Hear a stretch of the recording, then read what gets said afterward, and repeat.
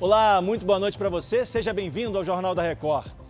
STF mantém suspensão de medida que permitiu o compartilhamento de informações pessoais. Turismo mundial pode cair 80% por causa da pandemia e Inglaterra alerta para a pior recessão em 300 anos. Vale tem que pagar 5 milhões de reais à mulher que perdeu filho, marido e irmã na tragédia de Brumadinho. Agora, no Jornal da Record.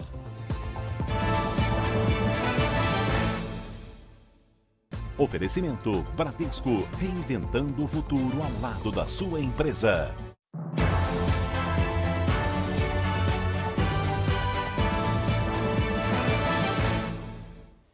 O Supremo Tribunal Federal manteve a suspensão da medida provisória que obrigava as companhias telefônicas a compartilhar dados dos clientes com o IBGE. Por isso, vamos a Brasília falar ao vivo com o Luiz Fara Monteiro, que tem mais informações. Boa noite para você, Luiz. Oi, Stoliar, boa noite. Esse repasse de dados de pessoas físicas por empresas de telefonia ao Instituto Brasileiro de Geografia e Estatística estava previsto numa medida provisória do governo federal, né? E o que acontece? Essa medida pretendia usar as informações para fazer pesquisas estatísticas. Só que o repasse dessas informações já estava suspenso por uma decisão liminar da ministra Rosa Weber. Nesta quinta-feira, por 10 votos a 1, o plenário do STF manteve a liminar e os ministros entenderam que, apesar da importância das pesquisas do IBGE, o compartilhamento não garante o sigilo dos dados. Isso pode colocar em risco o direito à privacidade do cidadão. Stoliar. Fara, eu vou continuar com você porque hoje à noite, agora à noite, teve live do presidente Jair Bolsonaro. O que ele disse? É verdade, ele falou sobre as pessoas que não têm direito a receber o auxílio emergencial e mesmo assim ficam reclamando. Bolsonaro chamou essas pessoas de uma minoria barulhenta. O presidente pediu também ao Congresso a aprovação de uma medida provisória que trata da regularização fundiária e está prestes a perder a validade. Ele também elogiou o trabalho do ministro Paulo Guedes, da Economia, e cobrou atenção com a economia, com o setor durante a pandemia de coronavírus. Nós vamos agora ouvir um trecho da fala do presidente. Assinamos 2 decretos a semana, incluindo a atividade essencial, aquela voltada à construção civil, tá? E também as empresariais, como é que é? Atividades industriais, tá? Então a gente vai desafogando a questão do desemprego no Brasil. O que nós botamos no decreto nosso lá atrás, as atividades essenciais, que não pode fechar. E o restante ficou a cargo de prefeitos e governadores. Bem, como do lado de lá tem muita profissão que o pessoal foi impedido de trabalhar, nós começamos a abrir para o lado de cá, obviamente com critério e respeitado aí as orientações do Ministério da Saúde. Bem, nós ouvimos hoje de manhã uns 10 empresários lá na presidência e mais centenas por videoconferência. Esses representam, né, 45% do PIB no Brasil, em torno de 30 milhões de empregos. E falaram que da necessidade de voltar a trabalhar, é coisa que eles vinham falando há muito tempo. Tá? Eles agora dizem que estão na UTI. E depois da UTI, a gente sabe o que acontece com a pessoa quando sai da UTI, né? Ou vai para casa ou vai para o repouso eterno. E nós não queremos a nossa atividade comercial simplesmente deixar de existir. Em entrevista exclusiva ao Jornal da Record, o ministro da Infraestrutura ressaltou que mesmo com a pandemia, o país não parou. Tarcísio Gomes de Freitas conversou com o repórter Clébio Cavagnoli.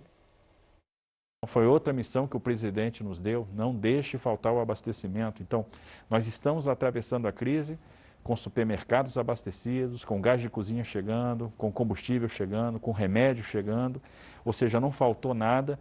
Estamos atravessando essa crise com toda a logística funcionando. Assim que acabar a pandemia e logo já no segundo semestre, nós vamos promover os primeiros leilões de ativos de infraestrutura, porque essa atividade não parou nesse período, a gente continuou estruturando o projeto, conversando com investidores, interagindo com o Tribunal de Contas da União e estamos já numa fase bastante adiantada para levar ao mercado esses ativos. Então nós estamos tocando obras muito importantes, como a retomada da Transamazônica na 230 Pará, a Ponte de Foz do Iguaçu, e temos conseguido manter essas atividades sem problema. A Transnordestina, uma obra tão emblemática, né, para o Nordeste, nós estamos com 2 frentes de obra hoje em operação, tanto no Piauí quanto no Ceará. Então, uma obra que está em andamento. a própria Ferrovia de Integração Oeste-Leste, no interior da Bahia, são 1.000 empregos que nós temos lá. Então a gente está conseguindo tocar, tomando os cuidados de saúde, né, e planejando realmente essa execução e felizmente o andamento está sendo muito satisfatório. Quero encerrar com o senhor, ministro, falando um pouquinho sobre o contexto político, porque o senhor tem falado em alguns eventos dos quais participou, que é um momento de arrefecer essa guerra política que a gente tem vivido e até uma interferência de um poder no outro, uma certa desavença entre os três poderes. De que maneira o senhor imagina que isso possa acontecer no momento que a gente enfrenta uma pandemia e para que a gente possa, pós-pandemia, ver esse crescimento que o governo imagina que vai ocorrer? Eu acredito muito na maturidade das instituições. Paulo Guedes tem dito que a democracia brasileira é uma democracia vibrante, porém barulhenta, e é verdade. Mas eu acredito que nós estamos num momento de amadurecimento. Às vezes há uma extrapolação aqui e ali, e no momento seguinte há uma reflexão. Puxa, eu acho que aqui a gente exagerou. E a gente vai caminhar para um equilíbrio. Eu tenho recebido uma série de parlamentares que têm dito o seguinte: olha, nós queremos contribuir com o Brasil e a gente tem que deixar as questões políticas de lado nesse momento. Nós temos que pensar o futuro e precisamos de uma agenda. E a agenda está sendo montada, essa agenda vai ser oferecida. O parlamento deu excelentes respostas no ano passado, aprovou reformas muito importantes. Eu acho que nós tivemos um período legislativo de muita produção. O parlamento hoje está focado na questão do combate à pandemia, mas na sequência vai estar completamente imerso na questão da retomada, que é um tema importante. E, de certa forma, isso tem mexido com as lideranças, né? Então, outro dia nós tivemos uma videoconferência com o deputado Orceu Moreira, que preside a Frente Parlamentar do Agronegócio, ele dizendo: olha, a gente precisa agora atacar uma agenda que seja pelo Brasil, que seja pró-Brasil. E essa agenda nós vamos trabalhar em conjunto. Nós tínhamos vários parlamentares nessa videoconferência. Então, existe um espírito de que, olha, nós vamos precisar agora unir as pontas, unir os esforços, remar junto para que a gente saia do outro lado. Então, me parece ser esse o ambiente, embora não pareça, mas é esse ambiente que está nascendo no parlamento, no próprio judiciário. Então, o Brasil vai dar uma grande demonstração que é uma grande nação, é um grande país e tem tudo para caminhar na direção do desenvolvimento, né, do crescimento, do emprego, da justiça social. E eu tenho certeza que esse é o nosso futuro. Nós temos um encontro marcado com o futuro. Hora de saber os números do coronavírus no Brasil, aqui no nosso telão. O Brasil tem hoje 135.106 casos confirmados da doença da Covid-19 e 9.146 mortes.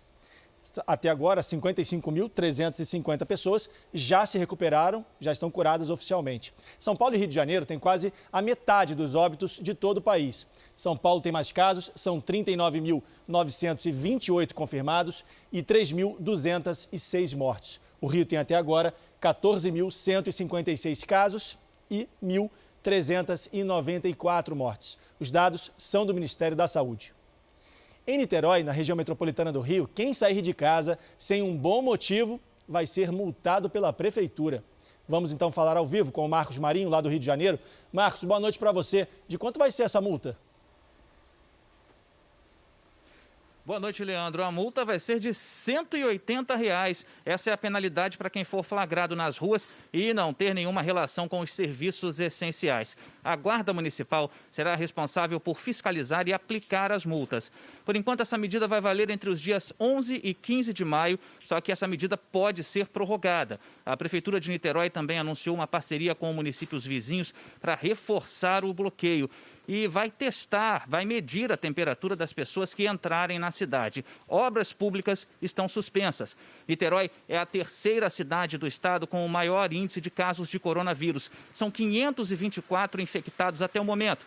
E é também a primeira cidade da região sudeste a decretar o bloqueio total. Leandro. Tá certo, obrigado. Marcos Marinho falando ao vivo do Rio de Janeiro. A campanha SOS Famílias do Sertão vai ajudar famílias do interior do Nordeste em meio à pandemia. Para doar, é só aproximar o seu celular do QR Code que está no canto da tela. Há 20 anos, o projeto Nova Canaã beneficia famílias com educação, orientações e alimentos. Com a crise do coronavírus, as carências se tornam ainda maiores. A campanha quer manter a ajuda social já oferecida pelo projeto no Sertão Nordestino e estender a mais pessoas. A Justiça de Minas Gerais estipulou uma indenização milionária para uma das vítimas do desastre de Brumadinho. Assunto para a Virgínia Nalon, ao vivo de Belo Horizonte. Virgínia, boa noite para você. Boa noite, Leandro. A indenização de R$5 milhões é para uma mulher que perdeu o marido, o filho e a irmã. A Vale ainda vai ter que pagar outros R$650 mil como forma de indenização pela perda da moradia, traumas e até pelos danos à aparência, porque a vítima ficou com cicatrizes. A mulher que teve a decisão favorável morava com a família, uma pousada destruída pela lama. Em 25 de janeiro do ano passado, a barragem do córrego do Feijão se rompeu e matou 259 pessoas. Outras 11 continuam desaparecidas. Nós tentamos contato com a Vale, mas até agora não tivemos retorno sobre o caso. Leandro. Tá certo. Obrigado pelas informações, Virgínia.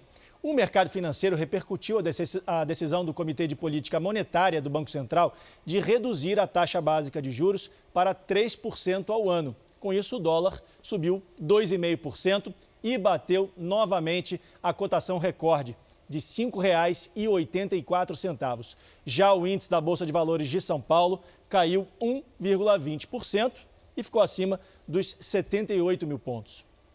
O Banco Central da Inglaterra afirmou nesta quinta-feira que o país deve enfrentar a maior crise financeira em 300 anos. A produção econômica deve cair 25% entre abril e junho.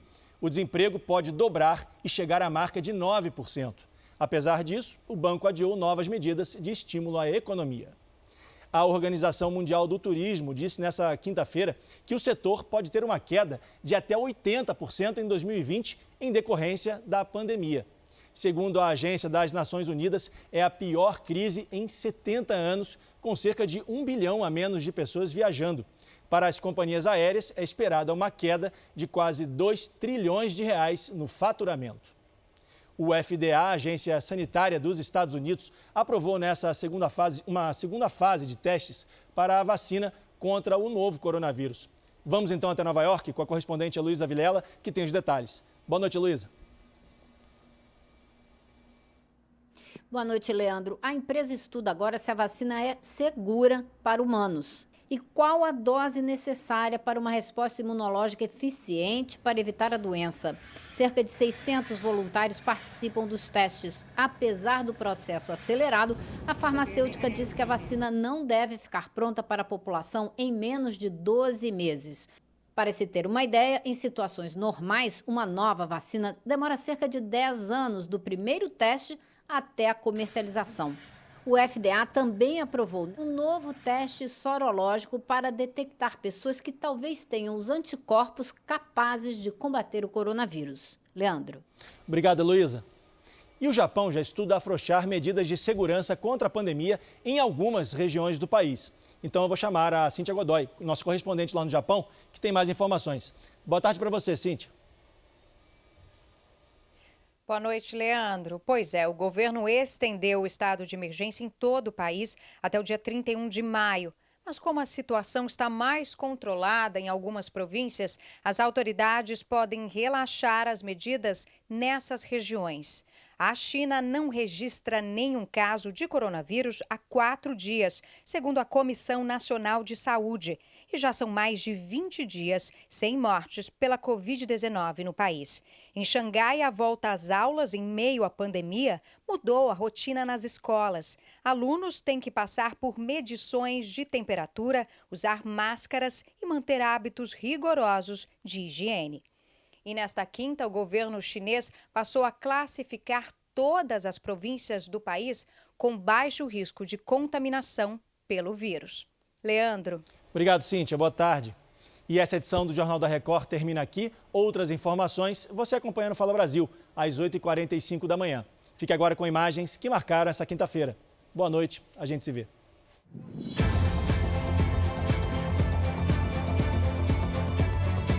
E nós não queremos a nossa atividade comercial simplesmente deixar de existir.